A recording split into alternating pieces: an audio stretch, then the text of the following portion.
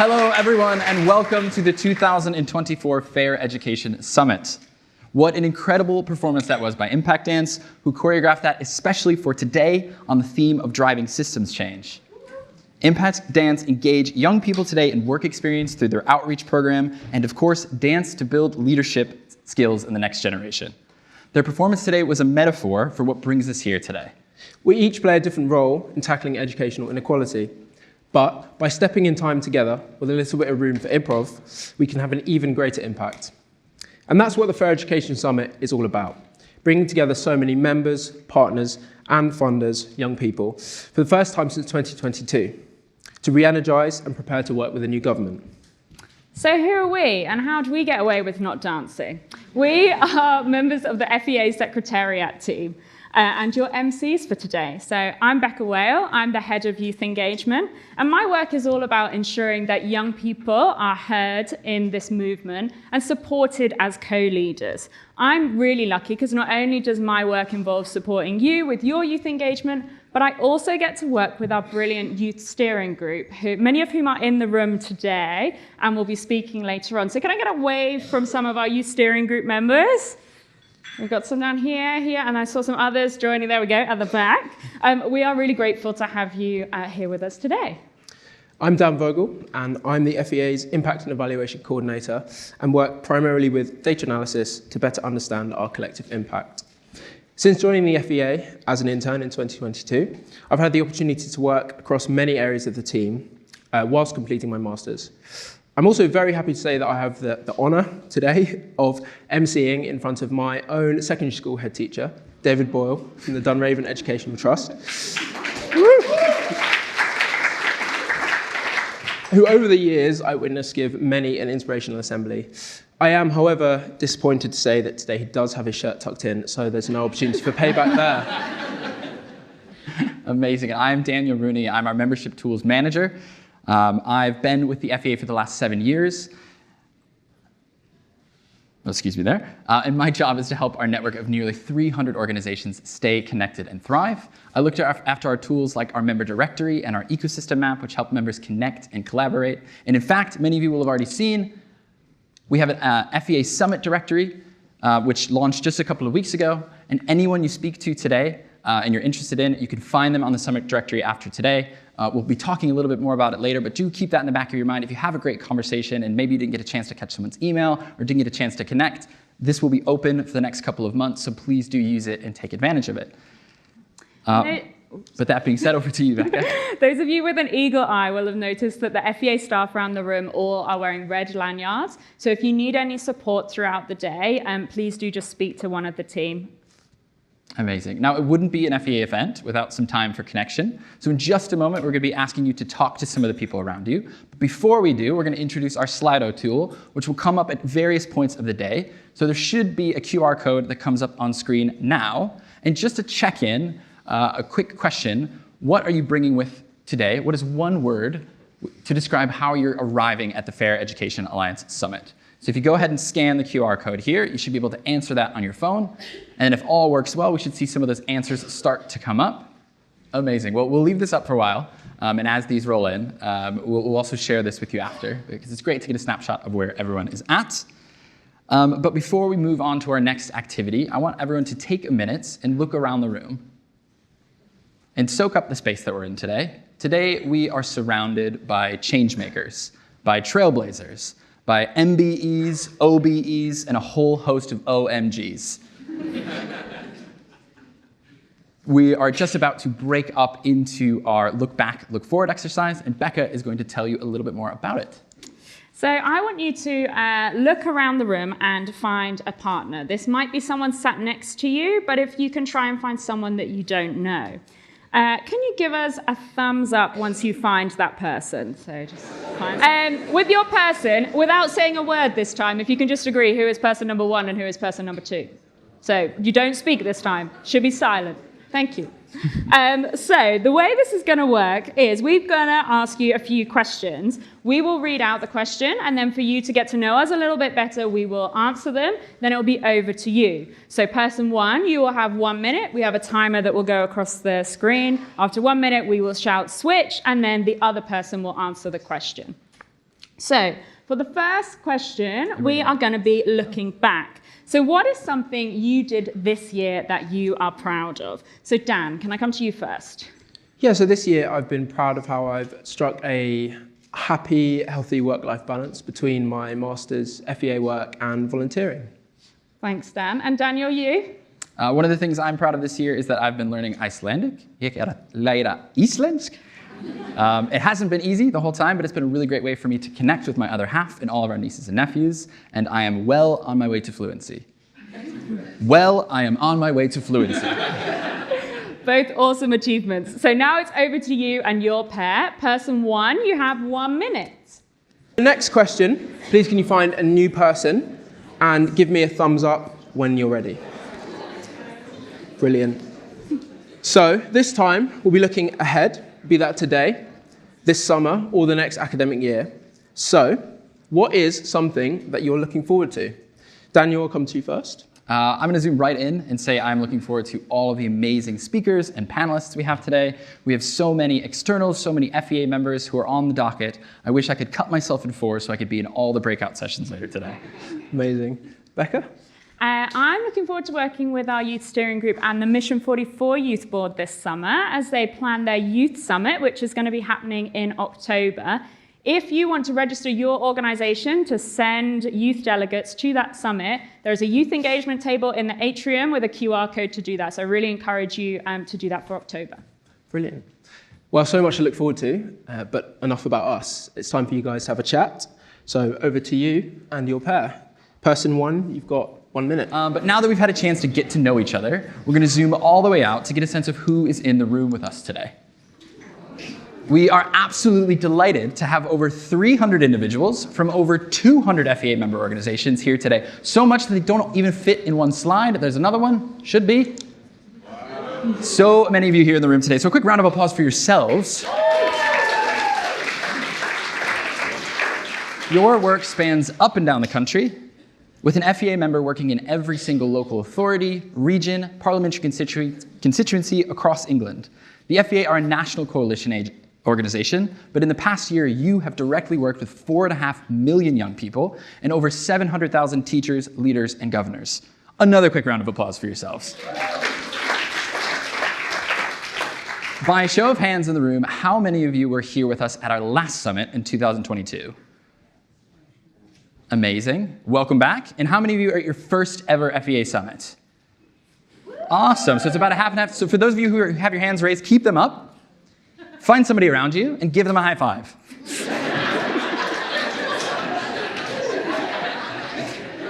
Whether this is your very first FEA event or you've been a longtime friend, everyone is welcome, and we're excited to have a fantastic day together. So together we make up the Fair Education Alliance. We are united through tackling inequity in education in England. And we want to see an inclusive education system where no child's success is limited by their socioeconomic background. Every person in this room is contributing to our goals to narrow the gaps that persist between students from poorer households and their wealthier peers, all the way from early years to employment.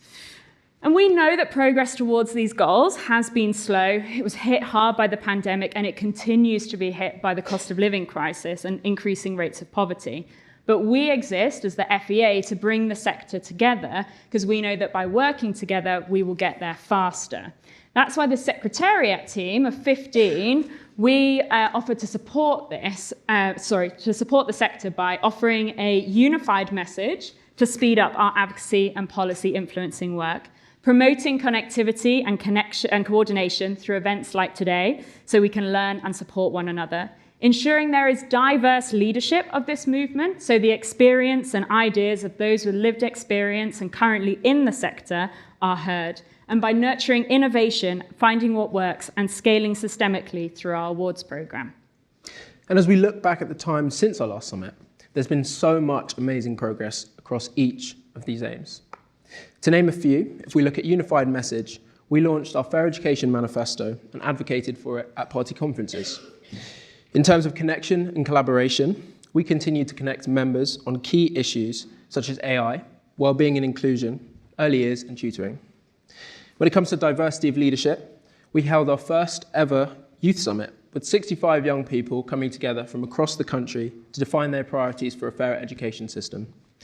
Moving on to scaling impactfully, since announcing our award winners in April, our Innovation Award winners have delivered impactful support to 37,000 children and young people across and partnered with 97 schools. Combined with our Scaling Award winners, they've collectively supported over 490,000 children and young people across over 1,600 schools and colleges across every local authority in England. Any current award winners in the room? Want to stand up and give us a wave? Yeah.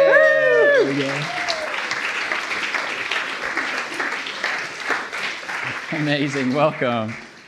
And what an incredible journey we have all been on together to end up here today in this room, provided by A&O Shearman. A huge shout out to Emma and Sue and the whole team today for making us all feel welcome. And moving on, why are we here? That's the big question for today. While there's so much to rightfully celebrate, we know there's still a way to go. We're here just days after a general election, and there's never been a better time to gather together and to discuss how we can drive system change and highlight our fair education priorities for a new government, which launches today. Another cheer. In addition to this, we know that despite the work that is happening, inequalities still persist. Today, we'll discuss how we can work differently to address the root causes of inequality, taking a more systemic view than we have before. While the subject we're dealing with is serious, fun is one of our organizational values at the FEA, and we hope this summit will bring a sense of joy, creativity, and connection, which hopefully you've already started to see, that serves as a catalyst for the important work to come. So we've got a jam-packed agenda today, featuring a host of amazing speakers and panelists on the docket for you, which you should see on the screen here. Now, so we're off to the races already, with a fantastic performance and some exciting speakers yet to come. We'll spend the morning looking at system change with a workshop and panel. Then, after lunch, we'll dive into our priorities for a new government report and then hear some of our members before splitting off into a collection of exciting breakout sessions. We'll come back together for our keynote discussion featuring Nish and Coco from Pod Save the UK and our brilliant youth steering group members. After we wrap things up, there'll be plenty of time for drinks and networking. And to access all of this information and other key bits of info today, you can scan the QR code on your name tag, which will give you access to the full agenda. And don't fret, we've got lots of coffee breaks in there as well. At the FEA, we believe it is imperative that we put those we are seeking to serve at the front of these conversations. So kicking off this incredible lineup, I'm delighted to hand over to Becky and Elijah, two brilliant members of our youth steering group.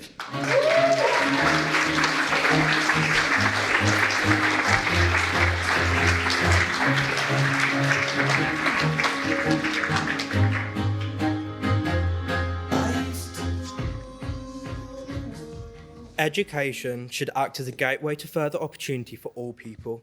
Yet for many people across the UK, education has not been something which is accessible and fair. I have first-hand witnessed the role inequality can play in education, all the way from early years up until applying to university. In my own experience, education in the UK is vastly divided. Inadequate SEND support and alternative provision which is not fit for purpose has been a barrier in my educational journey. Despite my negative experience, I have been privileged to overcome adversity, and next year will be heading to university to study education. I'm passionate about making education fairer, both for those with similar journeys to my own and others who may have experienced other barriers in their education. Education is a powerful tool to change lives and empower young people. However, not everybody has equal opportunity within our current system. So many young people slip through the cracks, left behind by an education system which is overworked, underfunded, and inequitable. My experience of education as a girl with autism and ADHD, which wasn't diagnosed until I'd already left school, has hugely shaped me as an individual, impacting my attendance, my mental health, and my well-being in the school environment. This is the case for so many young people who are becoming disengaged from education as their needs are not being met. I joined the FEA Youth Steering Group to actively participate in reshaping our education system to ensure that no pupil's education is limited by their background. For a more equal society, fair education is imperative, tackling inequality from its roots. I strongly believe that change begins with young people receiving the best possible early years care, providing all children a strong foundation in academics, skills, and emotional health. Current early years provision is inadequate, furthering existing socioeconomic divides before children have even entered Key Stage 1. Society can only be considered fair if all young people are supported in thriving from day one of their education. In today's system of education, teachers fall into the role of educators, counsellors, family workers, and more, with so many responsibilities stretching their capacity. We must prioritise funding for services outside of the school environment, reducing wait times for mental health services, ensuring that no child is waiting years for a SEND-related diagnosis for which they have no support in the meantime. For a more equal society, we need to create a joined-up system across sectors, equipped to support the rising needs of young people and their families, and allowing schools to focus on teaching and learning. I believe a more equal society would have access to the resources required to include all young people in school. Many young people in the UK fall out of the education system or are pushed out of school unjustly. In secondary school, I was subject to off-rolling, the practice of removing a pupil from school without going through formal measures despite potential harm to the pupil. This greatly shaped how I viewed education and inclusion in schools, negatively impacting my identity and reducing my faith in the education system. I hope for a future where children are able to be fully integrated into the school community, receiving the support they require to thrive, regardless of barriers they may face. For things to change, it's imperative that we support schools to understand educational inequality. From teachers to pastoral staff to senior leaders, everyone has a part to play in closing the gap. All school staff should receive current, regularly updated training and CPD focusing on inclusive practice. By creating a supported workforce, we equip schools to better support their learners and to understand and address the obstacles which many pupils face, which can hinder them from receiving a fair education. Youth leadership is crucial in driving systematic change. Participating in Youth Voice has facilitated me in driving the positive difference I wish to see in the world. I've been able to bring forward issues affecting young people like myself, whilst also being able to listen to diverse perspectives I may not otherwise have had the opportunity to hear. Over the last 2 years, I am glad to have seen more marginalised young people willing to speak up on issues which matter to them. However, I am confident that more can be done to involve Youth Voice on a broader scale, alongside representing more of the young voices which are not often present in these discussions. Youth Voice empowers young people to positively impact their communities and to take ownership of societal issues which directly affect them. When incorporating Youth Voice in decision-making, organisations can gain a more realistic understanding of young people's views and their lived experience.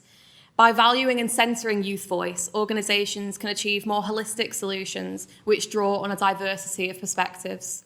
The change of government announced on the 5th of July acts as an opportunity for education to be brought back as a key issue in political agendas. Furthermore, I hope the incoming government will use this opportunity to centre youth voice in their decisions. It is crucial that the incoming government are held to account for pledges made in their manifesto and understand their responsibility to create a more fair and equal education system. We know that to achieve the size of change the education system requires, we need as many people involved as possible, sharing their passion, expertise, resources, and influence.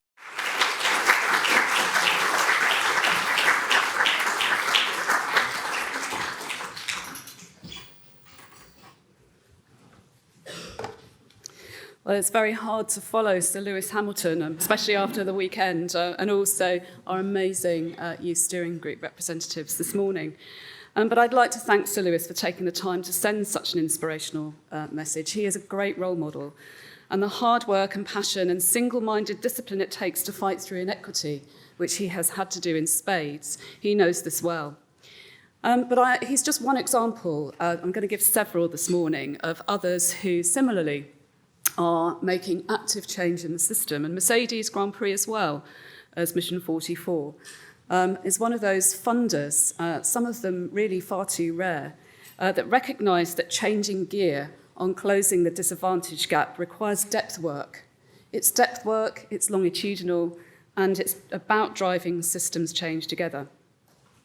So I have the privilege to be the chair of this amazing organisation, the Fair Education Alliance. I've been the chair for 5 years now. My name is Vanessa Ogden, We became an independent charity on the 29th of February 2020, just as COVID hit us all.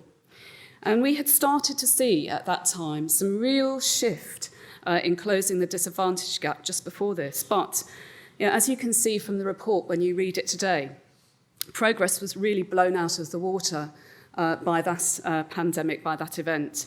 And we, at the time and have since, looked again in the eye quite realistically of hunger, of health poverty, and the things that the lack of home resources can do to young people and their education.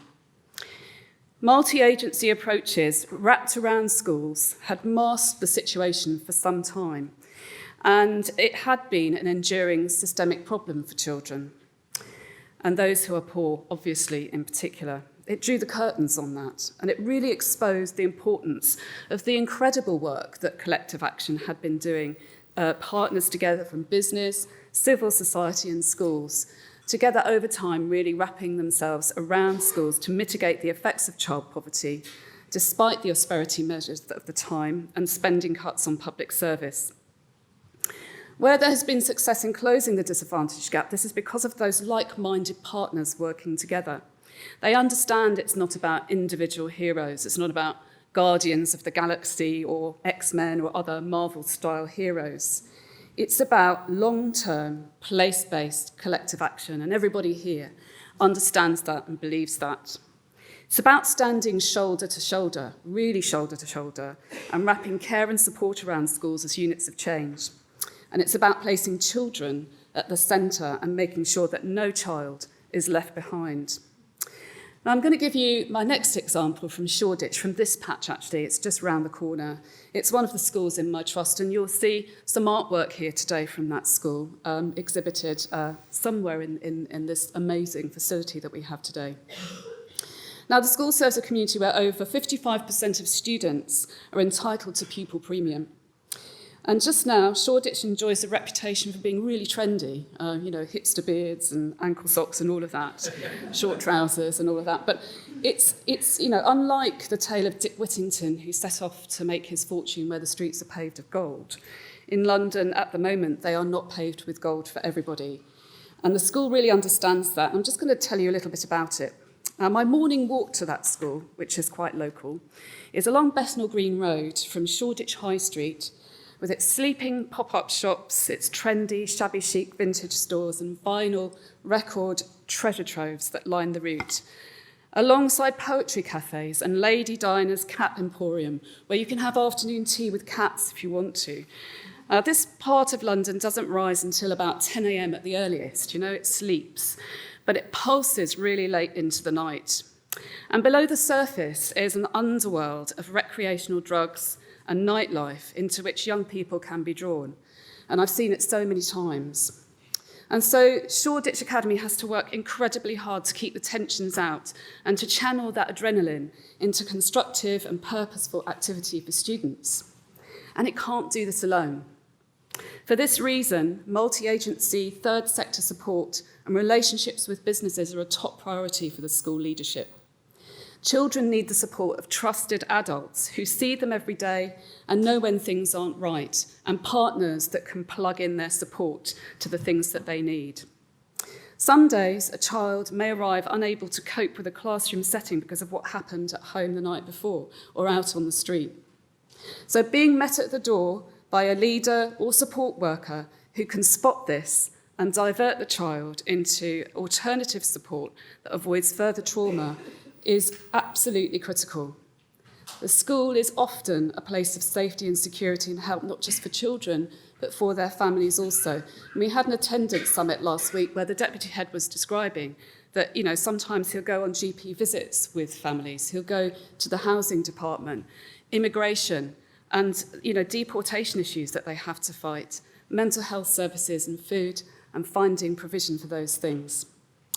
So all of you are just so incredibly important. Third sector and public service support plugged into school communities, and businesses like Mercedes Grand Prix, which is my next example, recognise that longitudinal investment alongside what the school and third sector services can do can yield systemic change for disadvantaged youngsters.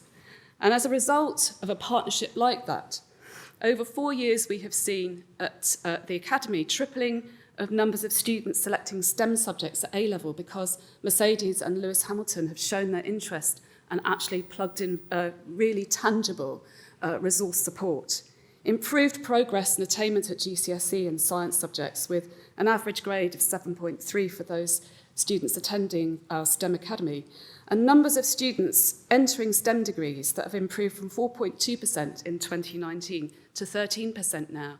It's visibly changing the face of STEM industries, and diversity and inclusion and issues around disadvantage absolutely at the heart of that support and understood by Sir Lewis Hamilton and Mission 44 and Mercedes Grand Prix together.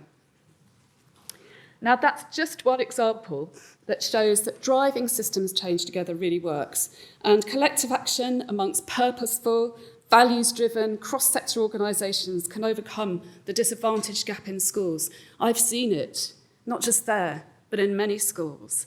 And so the emphasis of the Fair Education Alliance on this work is absolutely central to a longitudinal systemic change. There's other evidence that works, that shows that it works. Right to Succeed is here. I've seen Graham. Place Matters are here. Shine is here. Gina's travels to look at collective action and place-based change recently as part of the Churchill Fellowship really make this clear. And as Sir Lewis said on Sunday, if you were watching the Grand Prix at the end, it's the team that makes the difference. It's not the superheroes. So today, as the Fair Education Alliance, we set out our ask of this new government for progressive change. I want to see a really progressive approach to dealing with disadvantage. It's been with us for so long, and we need to go up several gears to make it swifter and that change much, much more rapid. So today we're asking for a better joined up school system, better consistency of quality first teaching in classrooms in every region, as our young people from the steering group today have said, better training and development around inclusion and diversity. We want moral purpose at the heart of everything we do. We want a really well-supported workforce in families, including particularly special educational needs and alternative provision. We want schools as family hubs, with early years provision, with well-paid, trained and qualified staff. It's underpaid, underrepresented and underserved, that sector, and it really needs much, much better investment, as I know, many people have been saying, not least our newly elected government. Recognition and celebration of diversity in all kinds of ways in our curriculum. We need to reframe our curriculum and qualifications offer with much better provision for technical and applied learning, and a much better use of AI and digital technology to innovate in things that are problematic for workload, like assessment. And we need really sustainable school change. We need to establish, I believe, an overarching education body to root out political short-termism, which has been very difficult to manage over the 30 years of my career. Often the policy noise I have to keep out there. We have to focus on a clear, straight line and direction of travel that, to some extent, doesn't really pay much attention to the policy infrastructure. It's about what we can see works in schools. Changes to some accountability measures are needed. And a new model of schooling with a digital infrastructure that enables targeting of disadvantaged students far better. We have so much power in our hands around the use of digital technology in schools and AI, and we can't use it to its fullness yet because we don't have the resources. So, as a collective, we need to get behind our schools to deliver a much more harmonious system and a stronger school infrastructure for all children, where diversity is celebrated, where the disadvantage gap is not tolerated, and where all children can thrive. It shouldn't be the case that where you are poor makes a difference, that only some parts of the region have really good schools that can do this. In one of the wealthiest nations of the world, it's quite simply unacceptable. We know what works. We know that together we can create change for children, and we need government to be brave enough to trust us, back us, and work with us, so that every child can thrive. Now, I want to finish by just paying a tribute, actually, to another exemplar of this great work, and that's the wonderful Dame Julia Cleverden, who sits here right in the front, and was until very recently chair of the Fair Education Alliance. She's been on her charger, riding up and down the country, fighting this fight for many, many years. And whilst Dame Julia will remain a trustee at the FEA, she's handing over the vice chair to another brilliant knight on his charger in Zulum, who I'm going to invite to the stage in a moment. He was recently voted one of the Forbes 30 under 30 leaders to watch, and he so thoroughly deserves it. So in a moment...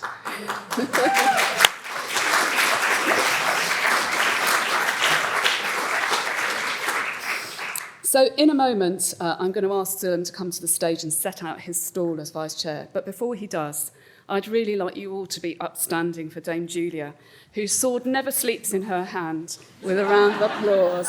Dame Julia.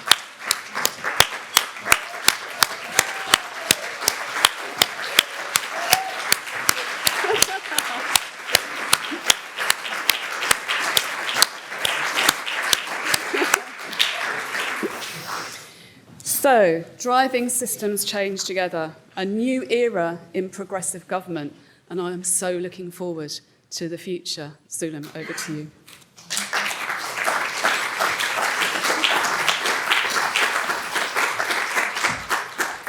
Wow, oh wow. Good morning, everyone. How are you?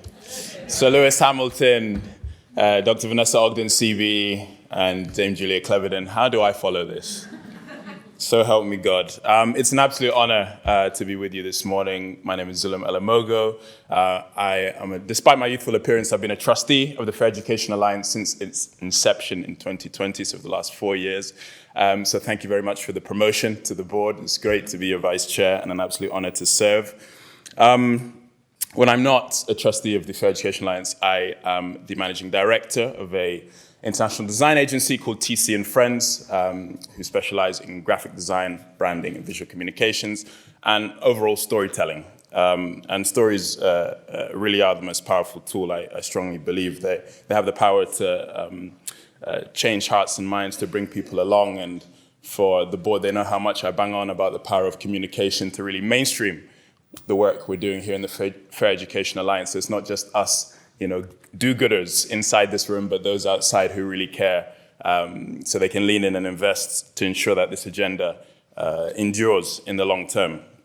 And again, talking about stories, this year was very significant for myself and my family. 30 years ago in January, my mother moved to the UK in 1994. She got a scholarship from the British Council to finish off her medical school training from Nigeria, and that is the reason I'm here in front of you today. So it is indeed education and training that has changed my own life, and I believe it has the power to change people's lives, from moving them from potential to actualizing what they can achieve. So we know we can do better. We've heard plenty of that already. But of course, whilst it is a new dawn with this new government, and it's very exciting, they, of course, alone do not have the power to save us. We need to lean in and save ourselves too. We need to think creatively about how we can collaborate and take others with us on this amazing journey of unlocking the potential within our nation. Disadvantage and underachievement are not inevitabilities, as some may say. They are systemic flaws that we can fix if we really, really want to. And I know you're here today because you believe that also. So today my challenge to you is to speak to someone unfamiliar, work with them, chat to them, share your own story about why you're here and what moves you. And you will find out ways to tackle problems you have in your own space in terms of disadvantage. It's so exciting to have so many different people in the room from different sectors. I'm looking forward to connecting with you today, and if not today, certainly during my tenure as Vice Chair. Thank you so much, and have a brilliant day. Thank you.